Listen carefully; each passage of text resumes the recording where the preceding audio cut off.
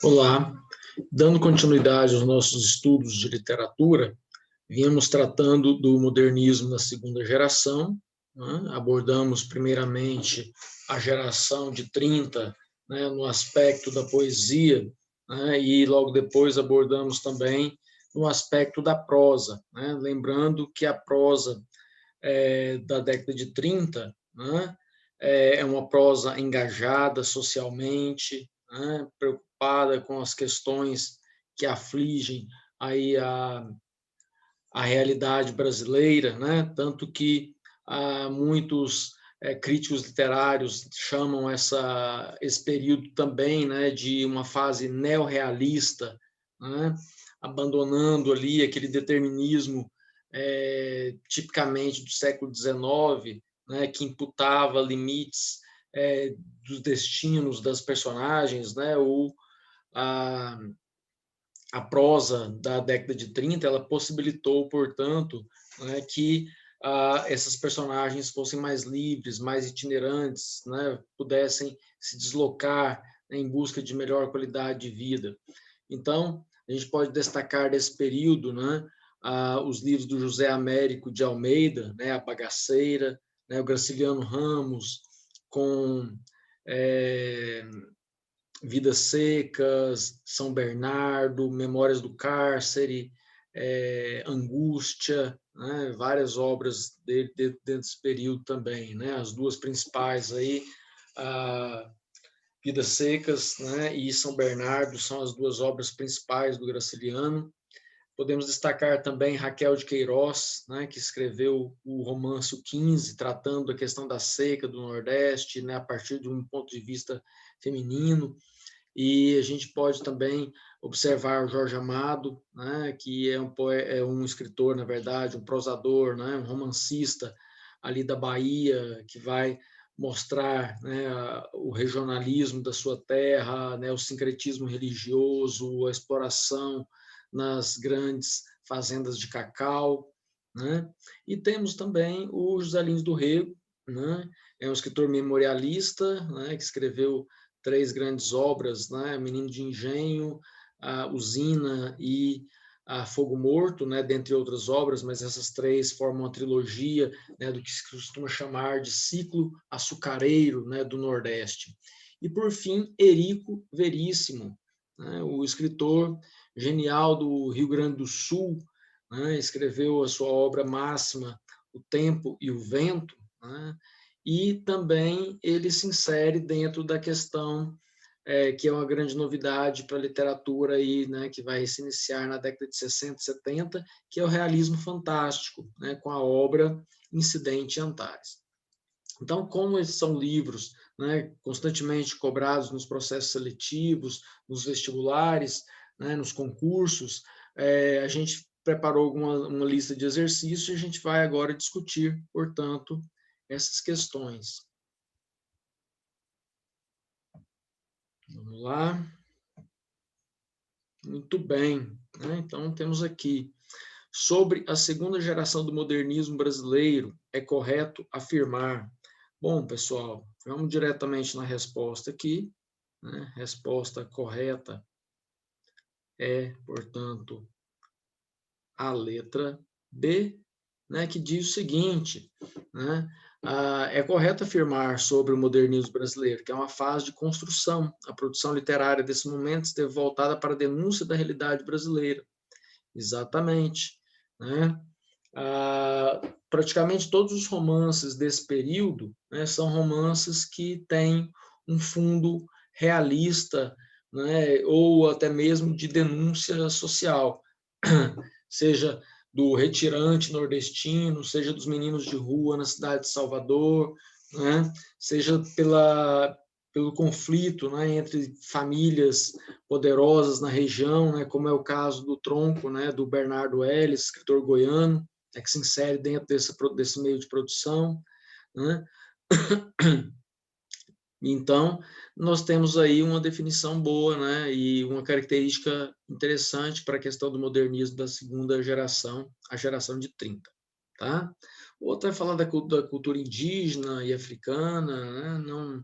não é essa a vertente, né? O índio foi eleito herói nacional, reforçando ainda mais a identidade brasileira, a gente está falando do romantismo, né? Desprovido de engajamento social, né? E o engajamento político, pelo contrário, né? Foi uma geração em que essa questão política, né, e social e até mesmo geográfica, né, vai interferir muito na escrita dos seus romances. Então, o forte teor indianista, novamente, não é mais essa vertente, né? Bom, então a questão 2, sobre as características da prosa da segunda fase do modernismo brasileiro, é incorreto, né, afirmar. Agora, é incorreto. Então, nós temos aqui a resposta certa, é a letra E. Né? A literatura destrutiva dessa fase foi essencial para criar uma abordagem menos politizada. Né? Não é uma literatura destrutiva, né? No início mesmo nós falamos ali, né? É uma vertente de construção, né? De construção e reafirmação da brasilidade, né? Mostrando a realidade, né?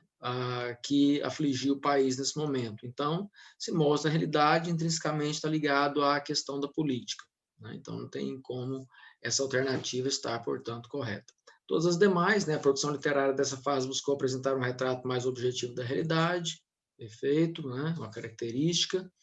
O regionalismo nordestino representou uma das principais expressões do romance de 30, exatamente, temos aí, né, grandes escritores, José Américo de Almeida, o Graciliano Ramos, a Raquel de Queiroz, né, todos provenientes aí dessa região, Jorge Amado, né, todos nordestinos. Né, teve um florescimento muito grande na literatura nordestina desse período.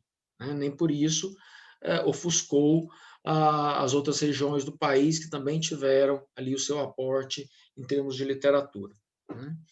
A denúncia social e o engajamento político são duas fortes características da produção desse período. Essa é uma característica primordial, lembre-se sempre dela. Tá? O uso da linguagem coloquial e dos regionalismos marcaram os romances publicados nessa fase. Exatamente, né? Regionalismo e a linguagem utilizada pelo povo, portanto, mais uma característica modernista. Questão 3, né? A prosa de 30 foi um dos momentos de grande destaque da segunda geração modernista. Nesse momento, a literatura teve um papel importante na divulgação de temas relacionados com a realidade brasileira. Muitos escritores se destacaram nessa fase, exceto... Bom, pessoal, aí a gente vai ter a Clarice Lispector. Né? Ela não se enquadra dentro desse perfil, né, ligado à realidade brasileira. Né? Embora a gente possa observar a obra da Clarice Lispector como muito mais uma busca, né, de si mesmo, tanto que é chamado de literatura intimista, né, que é uma literatura que volta-se para dentro do ser humano, né, com a questão da espiritualidade, da reflexão, né, da filosofia, em torno de determinados assuntos. Né? E por isso assuntos tão distantes da realidade, mas muito mais presentes no interior do indivíduo do que em qualquer outro local ou espaço. Né? Já Raquel de Queiroz, o Graciliano, José Lins do Rego e o Jorge Amado, sim, né? Você pega as obras deles, todos estão abordando um elemento exterior à personagem, né? Aquilo que acontece no espaço no qual ela está inserida. Né? E aí ela tem um ponto de vista particular. Mas, enfim, a Clarice Lispector ela não entra no meio dessa produção. Questão 4. Né? Temas relacionados com o universo nordestino foi explorado por diversos autores na segunda fase do modernismo no Brasil.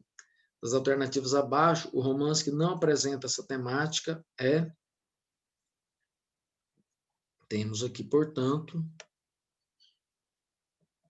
O País do Carnaval, do Jorge Amado. Né? Então, está dizendo ali, o universo nordestino foi explorado, né?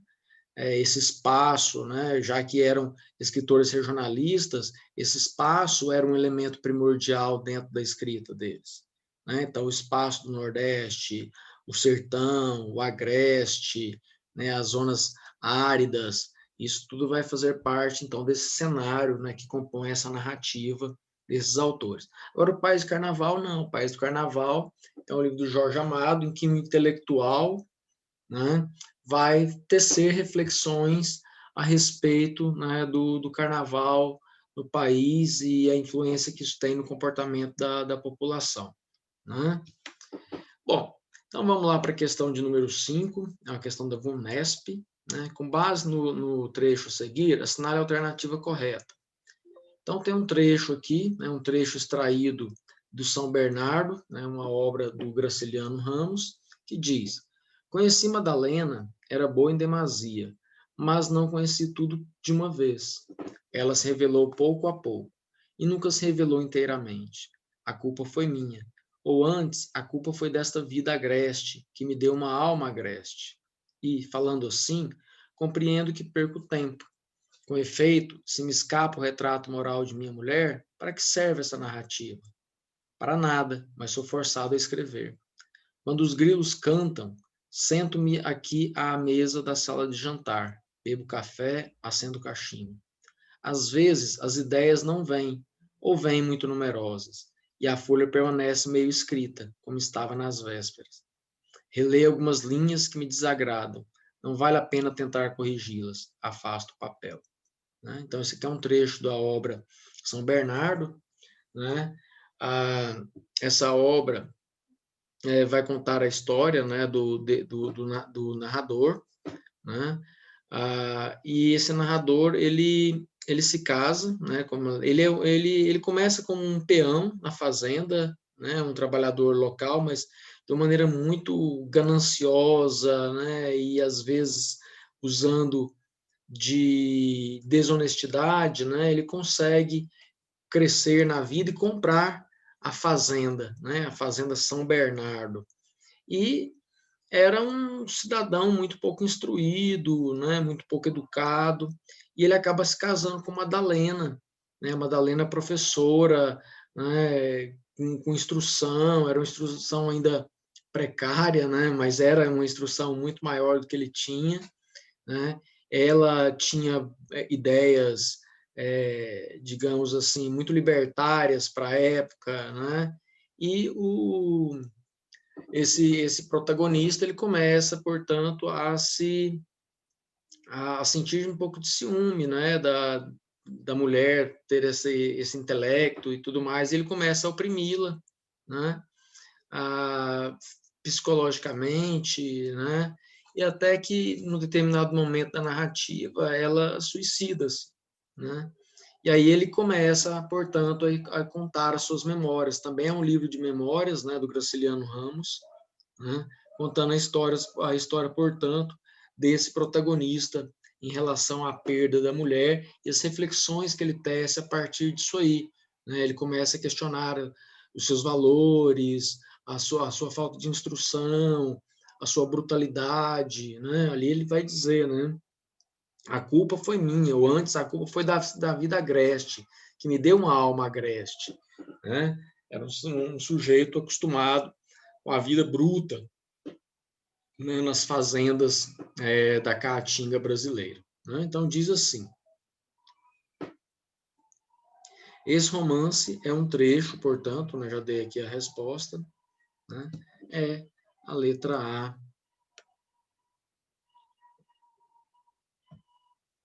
Esse trecho é do romance São Bernardo, Graciliano Ramos. O narrador é a personagem central do livro. Ele começa a refletir sobre a sua própria vida a partir da morte de Madalena, sua esposa. Né? Então, isso aí é o enredo, né, do livro São Bernardo. O outro ali trata-se do romance de Machado de Assis, Dom Casmurro. Né? Esse trecho, Grande Sertão Veredas, do Guimarães Rosa. O outro falando sobre José Lins do Rego. O outro trecho ali falando, né, sobre a bagaceira, né, do José Américo de Almeida. Né? Então, todos romances também, mas esse trecho não se aduna nenhum deles, a não ser do São Bernardo, né, do Graciliano Ramos. Questão de número 6. Na Universidade Federal do Tocantins, leia o fragmento do texto a seguir. Né, diz: chegou a desolação da primeira fome. vinha seca e trágica, surgindo no fundo sujo dos secos vazios, na descarnada nudez das latas raspadas. E olha só, já monta um cenário, né, de muita miséria, né, de tragédia, de seca, né, de fome. Então diz assim, começa o diálogo, né? Mãezinha, cadê a janta? Cala a boca, menino, já vem. Vem lá o quê? Angustiado, Chico Bento apalpava os bolsos. Nem um triste vintém azinhavrado. Lembrou-se da rede nova, grande e de listras que comprara em Quixadá por conta do Vale do Vicente. Tinha sido para a viagem, mas antes de dormir no chão, do que ver os meninos chorando com a barriga roncando de fome. Estavam já na estrada do Castro e se arrancharam debaixo de um velho pau seco, né, um velho pau branco seco, nu e retorcido, a bem dizer ao tempo, porque aqueles cepos apontados para o céu não tinham nada de abrigo. O vaqueiro saiu com a rede, resoluto. Vou ali naquela bodega, vou ver se dou jeito nisso. Voltou mais tarde, sem a rede, trazendo uma rapadura e 1 litro de farinha. Tá aqui. O homem disse que a rede estava velha, só deu isso, e ainda por cima se fazendo de compadecido. Faminta, a meninada avançou, e até mocinha, sempre mais ou menos calada, indiferente, estendeu a mão com avidez. Né? Isso aqui é um trecho, então, do romance, né, o 15, de Raquel de Queiroz. Então, percebam aí pela leitura, né, o ambiente de miséria, né, as personagens também extremamente miseráveis, né, o ambiente, quando eu digo ambiente, né, o espaço de miséria, Caatinga, né, com sua vegetação pobre, retorcida, cheia de espinhos, né, poucas folhas, né, a seca mesmo, tal qual a gente consegue imaginar. Né? E aí essa pobreza digamos assim, que faz parte do ambiente, né, essa pobreza também vai fazer parte do ambiente dos próprios personagens. E isso aqui, ó, poderia ser num outro livro, poderia ser no livro Na Bagaceira, do José Américo de Almeida, poderia ser em Vidas Secas, do Graciliano Ramos, o objeto, né, o objeto de escrita, né, a seca, né, o retirante procurando um melhor lugar para viver, é tema clássico, né, dentro dessa perspectiva da segunda geração de 30. Tá? Então, vamos lá. O que está perguntando aqui na questão 6? Diz, o 15, romance de estreia de Raquel de Queiroz, publicado em 1930, retrata a intensa seca que marcou o ano de 1915 no sertão cearense. Considerando o fragmento apresentado, é correto afirmar, portanto, né, a resposta certa é a letra B. Né? Na narrativa, estreitamente ligada às propostas de denúncia social dos regionalistas de 30, destacam o drama da seca, a miséria e a degradação humana, marcantes em cenas como a do fragmento citado. Né? Muito bem, é isso mesmo que vai mostrar, né? E foi o que eu acabei de explicar para vocês, né? Que é algo quase que uma regra, né? Dentro aí dessa perspectiva nordestina. Né? Os romances, né, nordestinos vão trazer essa característica, né, da miséria, da seca, da degradação humana, portanto. Né? Muito bem. Pessoal, acredito que é somente isso, né, por hoje. Já deixo sempre aqui em aberto que, havendo qualquer necessidade, é só entrar em contato comigo, que eu estou à disposição para ajudar no que for necessário. Certo? Até mais.